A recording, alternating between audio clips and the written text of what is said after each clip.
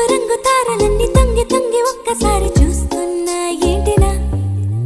పైన లేని వెన్నెలంతా నేల మీదకొచ్చినట్టు నువ్వుంటే చూడవా